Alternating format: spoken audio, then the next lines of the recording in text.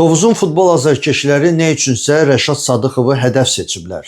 Dünən Bakıda keçirilən Turan-Tovuz Zirə oyununda Tovuz azarkeşləri Rəşad sakitləş, otur yerində şüarı ilə çıxış ediblər və heç kim də izah edə bilmir ki, niyə məhz bu sözlər və niyə məhz Rəşada qarşı.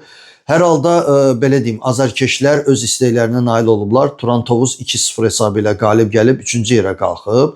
Rəşad Sadıxov da oyundan sonra izah etdi ki, mən bilmirəm niyə azarkeşlər mənim haqqımda bu sözləri işlədirlər. Ola bilər ki, azarkeşlər unudublar ki, vaxtilə Rəşad Sadıxov öz futbol karyerasını məhz Tovuzda bu komandadan çıxış edərək başlayıb. İndi ümid edək ki, bu münasibət nə vaxtsa izah olunacaq və biləcəyik ki, niyə məhz bu sözlər.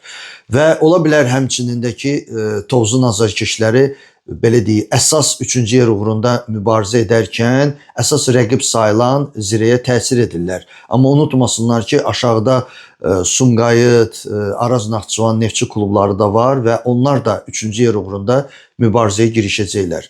Çempionluq əlbəttə ki, Sabah Qarabağ oyunlarında bəlli olacaq.